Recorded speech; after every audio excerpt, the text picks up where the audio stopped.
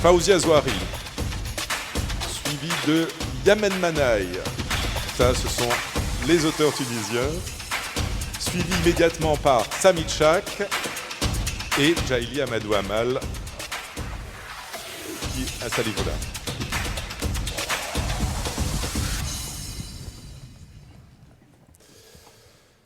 Merci à tous les quatre d'être là. Je vais faire de très rapides présentations parce que je pense quand même que beaucoup de ceux qui sont dans cette salle ou qui nous suivent en ligne vous connaissent, mais on ne sait jamais.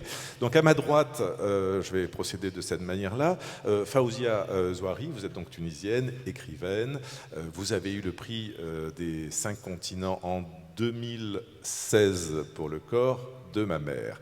À côté de vous, Yamen Manaï, tunisien aussi, lauréat aussi du prix des 5 continents en 2017 pour Lama Ardent, qui vient de sortir un nouveau livre, Bel Abîme, il y a quelques jours.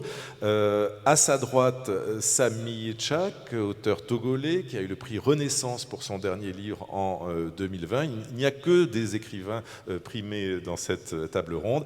Et Djaïli Amadou Amal, écrivaine camerounaise qui a obtenu un certain nombre de prix, dont le prix Goncourt des lycéens. Et c'est quand même une sacrée expérience. Peut-être aurons-nous l'occasion d'évoquer ce qui s'est passé pour vous à cette occasion-là, puisqu'on est bien dans la question de la langue et de la circulation du livre entre le Cameroun, la France et le monde, puisqu'il y a, je crois, maintenant une dizaine de traductions de votre livre. On va parler de la langue, on va parler de la littérature. Qu'est-ce qui vous meut?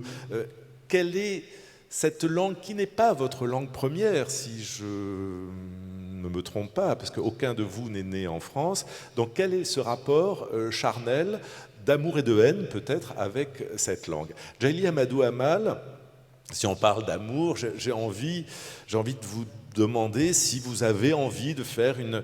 Ah oui, prenez chacun un micro et il y a un petit... il faut l'ouvrir à droite, il y a un petit bouton. Est-ce que vous avez envie de faire une déclaration d'amour à cette langue française ou pas plus que ça? Bonjour, bonjour à tous. Une déclaration d'amour, pourquoi pas? Oui, surtout dans un pays comme le Cameroun, où nous avons plus de 200 langues. Évidemment, s'il n'y avait pas eu ces langues officielles, donc le français et l'anglais pour le Cameroun, nous ne pouvons pas communiquer entre nous. Donc, certes, le français reste ma langue d'instruction, donc la langue avec laquelle je suis allée à l'école, que je communique avec les autres. Mais évidemment, même dans ma littérature, ça se ressent que je réfléchis un peu et que je traduis inconsciemment en français ce que j'ai envie de dire en peul. Est-ce qu'il y a une autre relation, une relation d'amour? Certes, oui, puisque c'est avec cette langue que j'ai appris à lire, à écrire, que j'ai connu d'autres auteurs, d'autres cultures. Un tout petit peu aussi, quelquefois, de souvenirs moins agréables. Par exemple, quand on vous met une sorte de grand papier là, parce que vous vous êtes exprimé en langue à l'école, alors qu'il faut absolument parler le français. En ce moment-là, on déteste le français. Mais bon, aujourd'hui, c'est quand même, voilà, je reste très reconnaissante quand même à la langue française, puisque c'est avec cette langue que non seulement que j'écris, mais que je peux communiquer avec le monde entier, mais surtout avec mes compatriotes. Ce que disait Ibrahima Aya tout à l'heure, il parlait d'identification. Est-ce que c'est aussi, cette langue, un élément d'identification pour vous l'écrivaine, hein? Je ne veux pas faire de généralité. Quelque part, oui, obligé, puisque j'écris en français, que je lis le français et que c'est la langue à laquelle je m'identifie quand on parle de littérature. Mais je reste quand même une Africaine avec ma langue maternelle, avec laquelle je communique dans ma famille et cette langue reste tout aussi importante que le français pour moi. Sur cette idée de penser et d'écrire, Yamen Manaï par exemple, est-ce que vous pensez en arabe? On va vous donner un micro, ou il y en a peut-être un sur le siège. Est-ce que... Voilà, logiquement, il y a un micro sur chacun des sièges. Est-ce que vous pensez en arabe et que vous traduisez justement cette pensée quand vous écrivez, ou est-ce que l'écriture se fait en français et que c'est votre langue? Quand j'ai commencé à écrire, en fait, je ne me suis pas posé la question, même si je suis arabophone et que j'ai commencé à aimer la littérature par le biais de la langue arabe.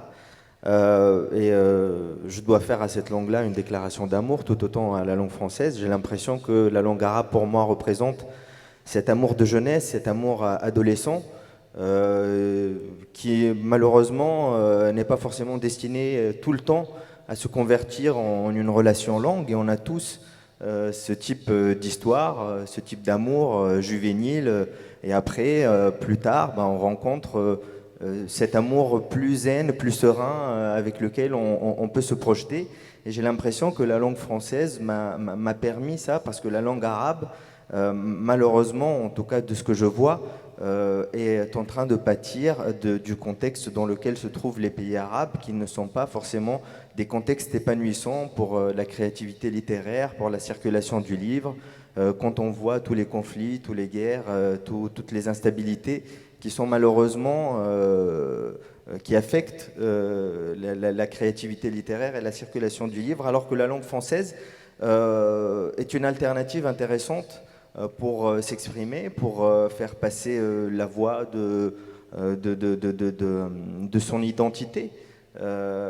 Et pour partager, il y a une dynamique, même si l'espace francophone n'est pas forcément tout à fait égal en termes de moyens et en termes de circulation du livre. Mais en tout cas, par rapport à l'espace arabophone, aujourd'hui, c'est une situation intéressante, en tout cas pour l'écrivain.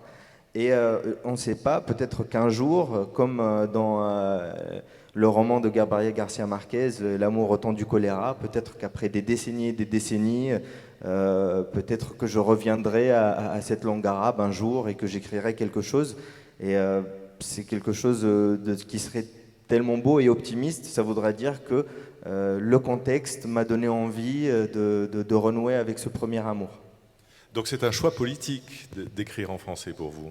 Alors, le choix n'est pas vraiment... c'est imposé à moi, c'est-à-dire, je l'ai théorisé par la suite. J'ai essayé de comprendre les ressorts et le pourquoi j'ai commencé à écrire en langue française. Alors, il y a des choses qui y font, hein, parce que j'étais déjà installé en France depuis un certain nombre d'années. Donc, du coup, ça m'a semblé quasi naturel d'écrire en langue française. Quand j'ai commencé à écrire, je ne me suis pas forcément vraiment posé la question. Mais après, par la force des choses, on me demande et je suis obligé de faire une introspection, d'essayer de comprendre les ressorts. Et je n'ai peut-être pas non plus les meilleures explications possibles. Peut-être qu'il faut aller plus loin dans la psychanalyse pour mieux le comprendre. Mais est-ce qu'elle vous donne du fil à retordre, cette langue française? Non, elle est naturelle maintenant pour vous. Non, elle n'est pas naturelle. J'ai vraiment une grande humilité par rapport à cette langue et même par rapport à toutes les langues. C'est pas parce que la langue arabe, par exemple, l'arabe littéraire, c'est pas la langue avec laquelle on grandit en prime abord. C'est une langue qu'on apprend aussi à l'école. C'est une langue qui peut être difficile à décrypter. Il y a des textes anciens qui nécessitent un certain niveau de langue pour pouvoir l'avoir. Donc j'ai une grande humilité à la fois par rapport à mon rapport à la langue arabe et mon rapport à la langue française. Je ne considère rien comme acquis. Et quand je travaille, j'ai peur de l'immédiateté de la phrase, du mot, et je cherche. Je cherche dans le champ lexical, je cherche dans les synonymes, ce qui pourrait potentiellement exprimer mieux ce que j'ai envie de dire. Et en fait, c'est un travail de détective de la langue. Moi, j'adore ça, c'est vraiment très chouette de dire tiens, ce mot-là, il n'est pas assez nuancé, je vais essayer de chercher. Et des fois, on tombe sur des trouvailles, des fois, on tombe sur des mots du vieux français qu'on a plaisir à ressortir. Alors, en tant que francophone, sortir une perle du vieux français parce qu'elle s'insère mieux dans la phrase d'un point de vue rythmique, esthétique, etc. C'est quelque chose de beau, d'obliger un Français à ouvrir le dictionnaire en tant que francophone. Fawzia Zouari, Vous êtes née ici aussi, vous êtes tunisienne. Les premiers mots que vous avez entendus enfant devaient être en arabe, pas forcément en français. Est-ce que vous avez le même rapport que Yamen Manaï avec cette langue française? Est-ce que vous avez l'impression d'être un peu une détective aussi? Alors, si vous permettez, moi je choisis l'heure et le jour de ma déclaration d'amour. Ce sera samedi, dimanche. Et donc, je dirais pourquoi, justement, pourquoi la langue française, pourquoi je suis sortie de la langue du Coran pour une autre langue et expliquer cette sorte de comment devenir un renégat linguistique en quelque sorte. Donc, c'est un peu le texte que j'ai écrit pour cette déclaration d'amour. Je croyais... Pour le congrès des écrivains. Oui. Je pensais que maintenant, cette matinée se prêtait à une déclaration d'amour aux éditeurs. Et je me suis dit, comme on peut faire la liste de ses amants ou de ses maîtresses, moi je pourrais faire la liste de mes éditeurs, puisque j'en ai beaucoup, et qu'en matière de polygamie ou de polyandrie pour les femmes, j'ai choisi d'avoir plusieurs éditeurs, sans scrupule aucun. J'en change de l'un à l'autre, parce que je trouve qu'il faut avoir aussi cette liberté. Je pense aussi qu'il y a peut-être un roman à écrire, c'est le portrait de l'éditeur. Et quand on en a connu beaucoup, il y a vraiment de la matière. Il y a toutes sortes de psychologie, de caractère, de valeurs qu'on peut écrire véritablement d'une façon romanesque ou pas.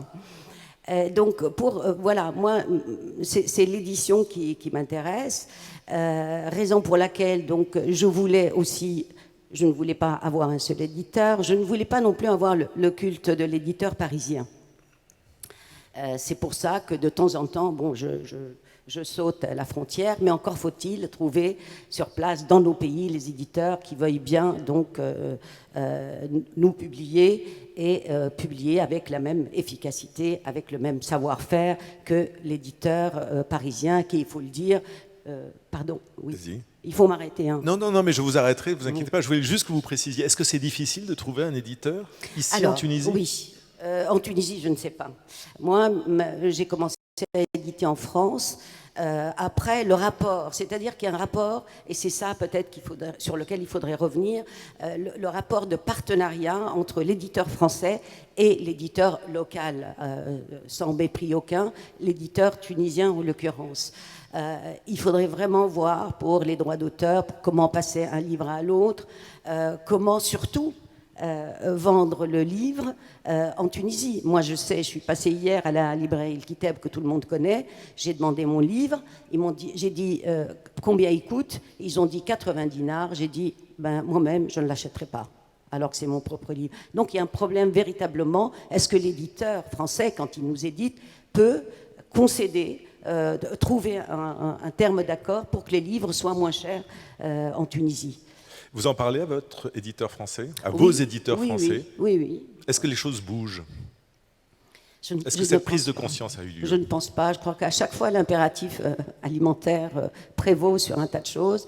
Je pense que là, la relation Nord-Sud n'est pas véritablement et concrètement établie, et qu'il faudrait revenir là-dessus. Mais ce n'est pas, je ne suis pas de ceux qui disent « Ah, c'est toujours la faute de la France ou des Français ». Il y a aussi des lacunes dans nos propres pays. Par exemple, pour la traduction. Moi, je sais que... avec le prix de la francophonie, nous sommes accompagnés dans plusieurs pays et nous sommes accompagnés pour les traductions. Je sais que moi, mon livre, toi aussi, je crois que c'est la même chose, a été traduit en vietnamien, en roumain, il n'a pas été traduit en arabe. Est-ce que vous trouvez ça normal? Moi, je ne trouve pas ça normal. Il faudrait quand même qu'il y ait aussi une volonté à partir de nos propres pays pour qu'il y ait la traduction de nos livres, qu'ils soient accessibles et là, ils seront moins chers. Sur cette question, je voudrais revenir avec vous, Yamen Manaï, à la question de l'édition, parce que vous êtes un fidèle en amour avec votre éditeur, votre éditrice en l'occurrence, et c'est Elisade, et elle est installée à Tunis. Qu'est-ce que vous pouvez dire de ce lien-là? Et ensuite, on parlera avec Sami Tchak. Ce lien m'a véritablement transformé. Je n'en serais pas là aujourd'hui sans cette maison d'édition. Et moi, mon ambition première, très honnêtement, c'est de faire en sorte que le livre soit en Tunisie un objet de désir. Pendant très longtemps, j'ai vu le livre dégringoler dans l'estime des Tunisiens. J'ai vu la place de l'intellectuel et de l'artiste dans des décennies de despotisme tomber dans la caricature et devenir inaudible pour les personnes qui l'entourent. Et du coup, cette maison d'édition, qui est assez jeune, je crois qu'elle a été fondée par Elisabeth Daldoul en 2007, a un standard de qualité et une ambition qui nous permettent à la fois d'intéresser le lectorat tunisien et aussi d'être distribué en France et d'être défendu par les libraires et qui croient en ce type de démarche. Donc, ça serait magnifique de voir se démultiplier, et on le voit, hein, c'est concrètement, il y a des nouvelles maisons d'édition tunisiennes qui font du très beau travail. Il y a un effort encore à faire sur les traductions. En effet, moi je suis un peu atterré de voir que les livres de Fawzia ne sont pas traduits au même titre que les miens, parce que malheureusement, il y a une très grande base de lecteurs tunisiens qui restent exclusivement arabes. Et donc, ça serait vraiment un pas vers la littérature, et pas uniquement vers la francophonie, mais d'améliorer la condition du livre au sens large, que de faire ces efforts-là de traduction. Samy Tchak, on ne vous a pas encore entendu, je ne vous ai pas encore donné la parole. Sur ce rapport à la langue française, est-ce que c'est une langue seconde aussi pour vous? Et est-ce qu'elle vous donne du fil à retordre, cette langue française, en tant qu'écrivain togolais? Moi, non, je n'ai jamais eu à me poser la question de la langue dans ces termes-là, puisque je n'ai appris à écrire qu'en français. Et j'estime quand même que être allé à l'école à 6 ans, ça me donne, oui, une légitimité dans l'usage de cette langue-là. La seule différence peut-être qui va s'établir pour moi, c'est une culture en langue française et l'usage du français. Assez souvent, on confond tout ça, on parle même de culture francophone. Je pense quand même que c'est peut-être là qu'on se trompe. Je vis en France depuis 1986.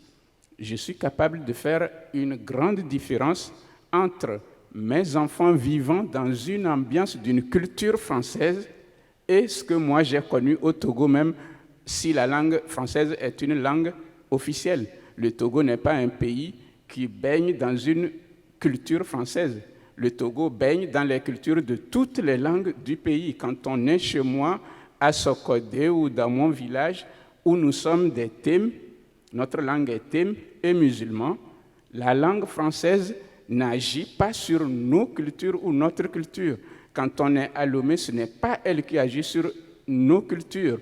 Dans ce cas-là, mon écriture est un travail avec la langue française, un effort pour traduire l'atmosphère culturelle dans laquelle je viens.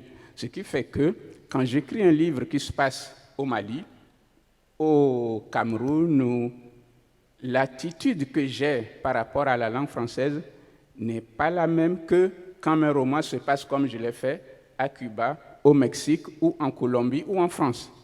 Donc je fais une grande différence entre la langue et l'atmosphère d'une langue. En France, je vis dans l'atmosphère de la langue française. Au Togo, pas du tout. Donc le français est une langue de traduction pour vous, de traduction d'une autre culture. En termes de culture, le français est une langue de traduction. Même quand tous mes livres qu'on a classés dans la catégorie livres latino-américains, c'est quand même une langue de culture dans la mesure où je les situe dans des pays où on parle l'espagnol. Dans ce cas-là, le français reste une langue de traduction.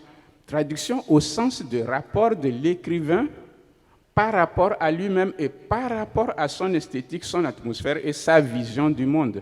Dans ce cas-là, je peux dire qu'au-delà de moi, c'est toujours une question de traduction que le travail de tout écrivain.